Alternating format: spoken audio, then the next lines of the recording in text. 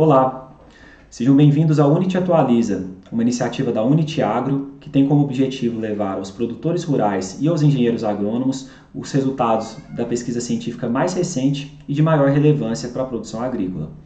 Muitas vezes esses resultados demoram a chegar aos envolvidos de fato, por uma barreira do idioma ou também por uma dificuldade no acesso.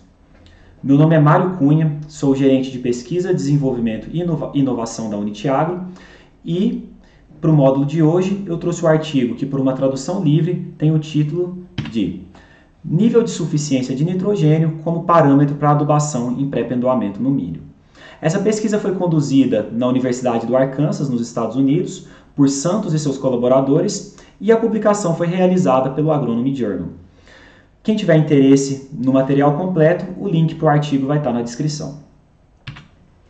O objetivo do trabalho, como o próprio título traz, uma pista, foi estabelecer uma relação entre a produtividade de grãos do milho com o teor foliar do nitrogênio na cultura. Esse teor foi obtido de folhas coletadas entre V10 e VT, e a ideia era, a partir desses teores, tentar estabelecer um nível crítico que pudesse ser utilizado para ajustes na adubação do nitrogênio realizado em pré-pendoamento. O trabalho foi conduzido em 3 safras diferentes, 2017, 2018 e 2019, e em 3 locais também de cultivo. Essa combinação de anos e locais de cultivo resultaram em 8 estudos diferentes. Esses estudos contemplaram 11 tratamentos que variaram doses e época de aplicação do nitrogênio, de maneira a obter diferentes níveis de produtividade e diferentes status quanto à nutrição nitrogenada pelas plantas. Foram utilizados 2 híbridos diferentes ao longo desses 8 estudos e a população de plantas foi sempre a mesma, 98 mil plantas por hectare. Uma população bem alta, mas que para ambientes que permitam alto potencial de produtividade é uma população que se justifica ao buscar esses altos patamares.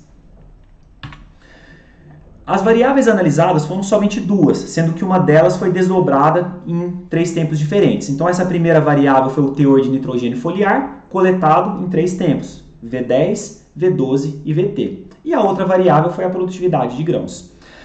A coleta da folha, ela foi realizada, a folha determinada para a coleta variou conforme os estágios. Nos estádios V10 e V12, a folha coletada foi a folha mais alta em que o colar já era visível. E no estádio VT, a folha coletada foi a folha da espiga.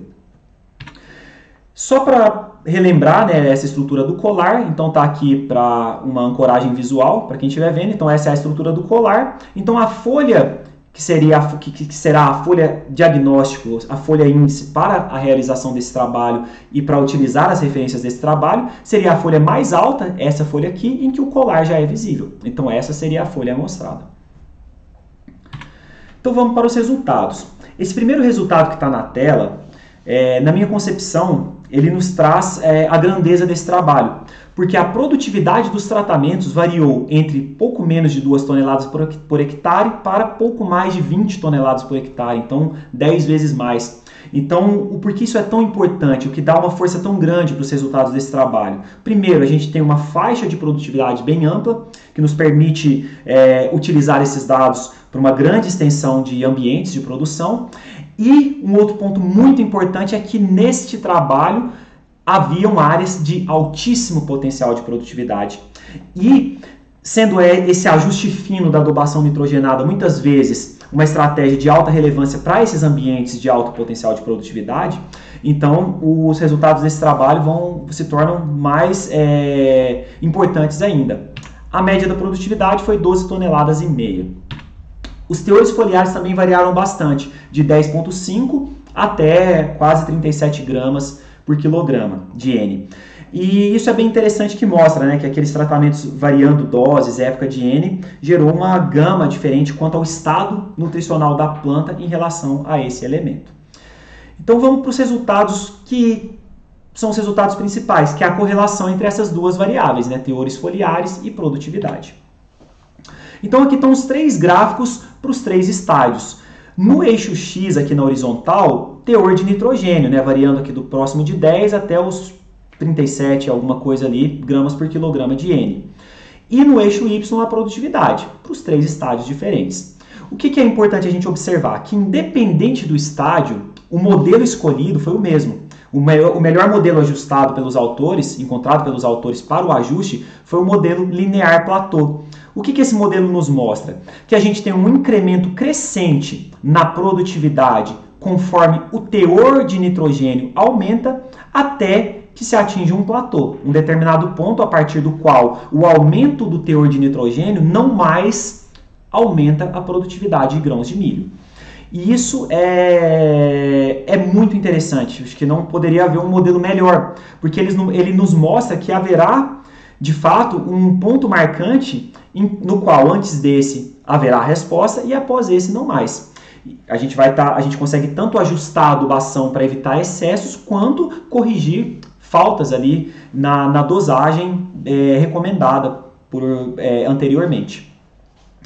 E outro ponto que os autores trouxeram foi que eles fizeram a avaliação estatística da separação dos modelos conforme o estádio avaliado. Só que a inclusão do estádio vegetativo no modelo não melhorou estatisticamente a performance do modelo. Então o que eles fizeram? Analisaram como um modelo único.